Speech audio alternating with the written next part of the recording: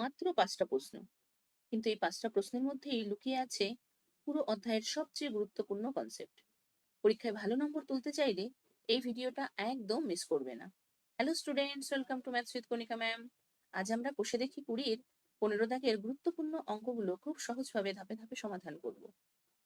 তাহলে বলো তো, সবাই খাতা পেন নিয়ে রেডি তো? চলো আর দেরি না করে শুরু করা যাক। সংক্ষিপ্ত উত্তরধর্মী প্রশ্ন কি আছে, আগে আমরা অঙ্কটা ভালো করে বুঝে নিই। একটি কোণের ডিগ্রিতে মান হচ্ছে ডি, ডিগ্রিতে মান ডি। ওই কোণেরই রেডিয়ানে মান হচ্ছে আর। আমরা যখন কোনো ডিগ্রিকে রেডিয়ানে নিয়ে যাব তখন তাকে কত দিয়ে গুণ করব? তখন তাকে পাই বাই 180 দিয়ে গুণ করব, তাই তো? আমরা কি জানি? আমরা জানি 180 degree is equal two pi radian. ঠিক আছে, তাহলে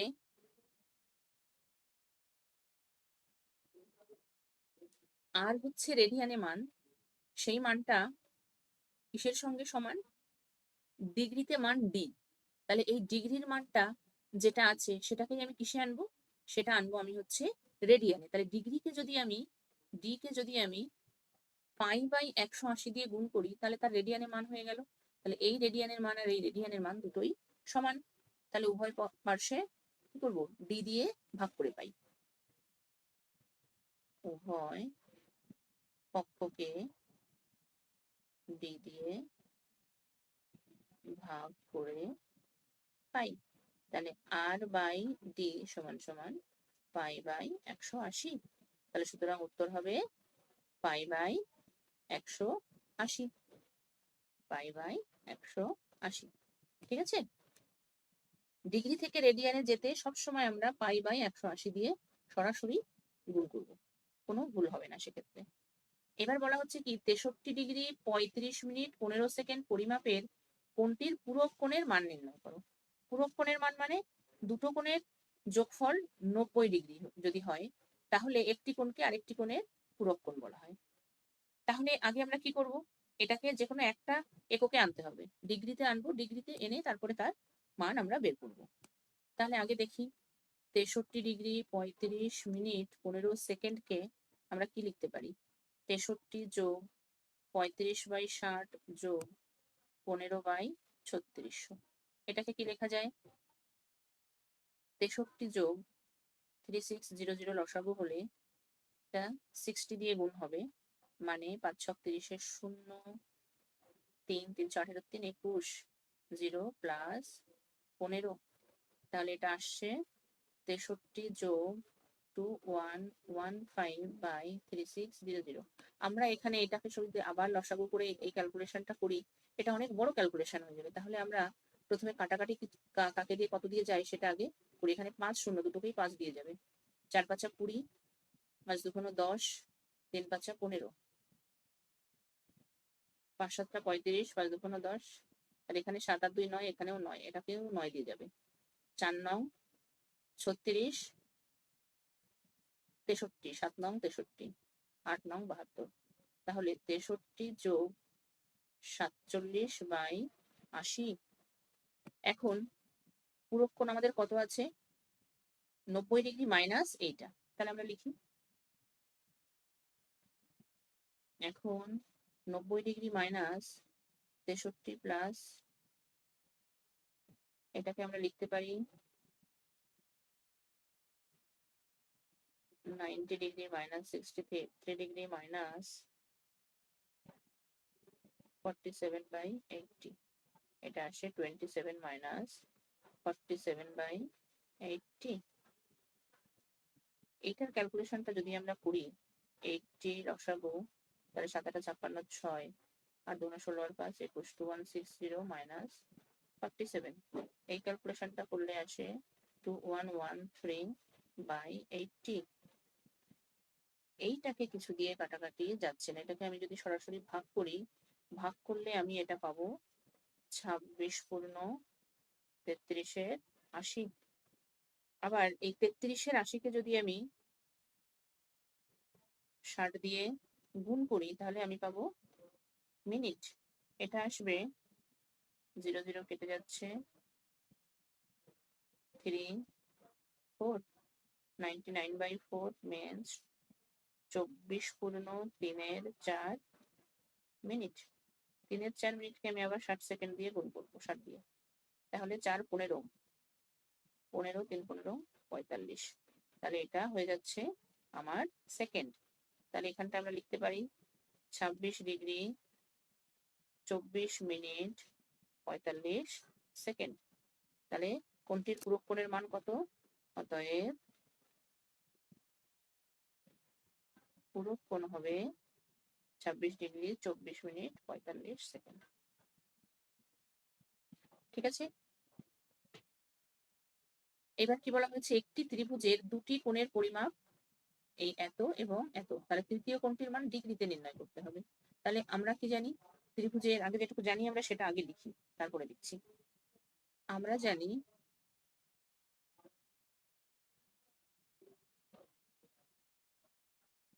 ত্রিভুজের তিনটি কোণের সমষ্টি 180 ডিগ্রি। এখানে দুটো কোণের পরিমাপ দেওয়া রয়েছে, তাহলে আমি এই দুটো কোণের পরিমাপের যোগফলটা বের করি। এখানে ত্রিভুজের দুটো কোণের যোগফল কত হবে? 65 ডিগ্রি 56 মিনিট 55 সেকেন্ড যোগ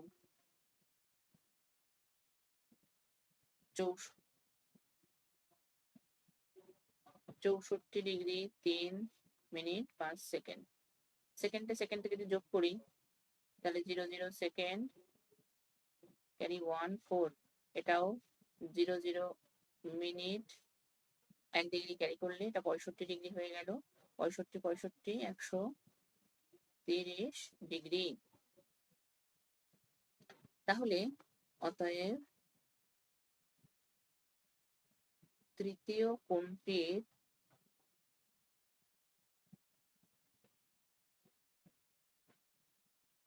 ডিগ্রিতে মান 180 ডিগ্রি মাইনাস 130 ডিগ্রি সমান সমান 50 ডিগ্রি। আচ্ছা, এখানে ডিগ্রিতে মান বের করতে বলেছে, 50 ডিগ্রি সেটা বেরিয়ে গেল। তো এইটার যদি রেডিয়ানে মান বের করতে বলে তাহলে কি হবে? আমরা জানি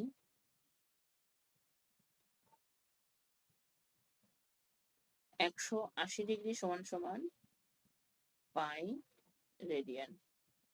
তাহলে অতএব 50 ডিগ্রি সমান সমান 50 গুণ π/180 রেডিয়ান। 0 0 কেটে গেল, তার মানে এটা আসলো 5π/18 রেডিয়ান। ঠিক আছে, তাহলে এটার উত্তর 5π/18 রেডিয়ান।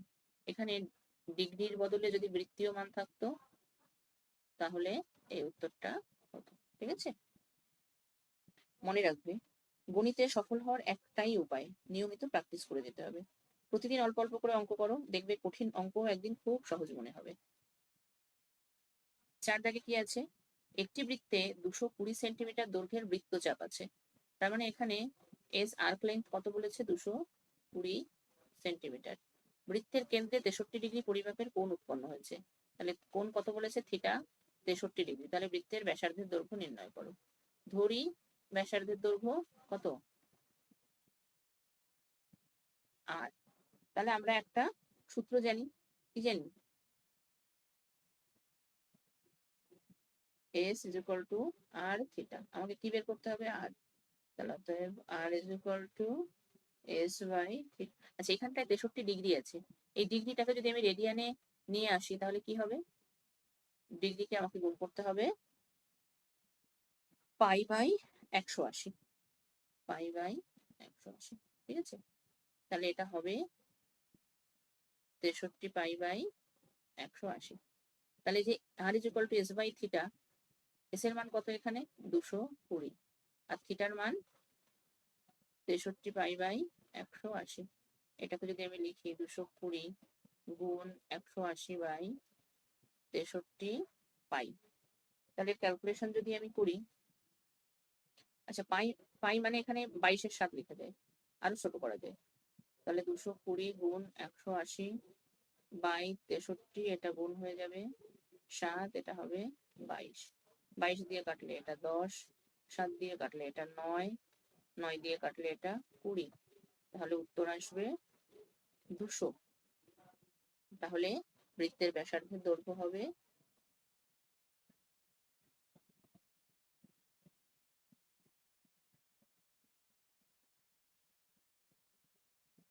দৈর্ঘ্য হবে 200 সেমি।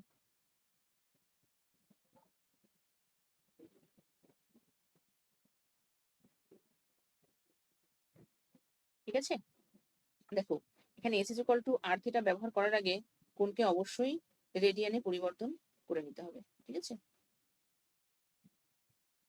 পরের অঙ্কটা কি, একটি ঘড়ির ঘন্টার কাঁটার প্রান্ত বিন্দু 1 ঘন্টা আবর্তনে যে পরিমাণ কোণ উৎপন্ন করে তার বৃত্তীয় মান নির্ণয় করতে হবে। তাহলে আমরা কি জানি, আমরা একটু একটু করে লিখি আর করি অঙ্কটা। আমরা জানি 12 ঘন্টায় ঘন্টার কাঁটা 360 ডিগ্রি ঘোরে। ঠিক আছে, তাহলে অতএব 1 ঘন্টায় ঘন্টার কাঁটা কম ঘুরবে, কম মানে ভাগ হয়ে যাবে। তাহলে এটা কত আসে, 3 বারং 36, 30 ডিগ্রি। তাহলে এই 30 ডিগ্রিকে আমাকে কি করতে হবে, বৃত্তীয় মানে আনতে হবে। এখন 30 ডিগ্রি সমান সমান 30 পাই বাই 180 পাই বাই 6। তাহলে আমার উত্তর হবে পাই বাই 6। বুঝা গেল? আজ আমরা কোষে দেখি 20-র 15 দাগের সব গুরুত্বপূর্ণ অঙ্ক খুব সহজভাবে শিখে নিলাম। এখন তোমাদের কাজ হলো প্রতিটি অঙ্ক অন্তত দুবার নিজের হাতে করে প্র্যাকটিস করা। মনে রেখো, প্র্যাকটিস ইজ দ্য কি টু সাকসেস। যত বেশি প্র্যাকটিস করবে পরীক্ষায় তত বেশি আত্মবিশ্বাসের সঙ্গে অঙ্ক করতে পারবে। ভিডিওটি যদি ভালো লেগে থাকে তাহলে লাইক করো, শেয়ার করো এবং ম্যাথস উইথ কণিকা ম্যাম চ্যানেলটিকে অবশ্যই সাবস্ক্রাইব করো। Keep practising, stay confident. আবার দেখা হবে পরের ভিডিওতে। টাটা।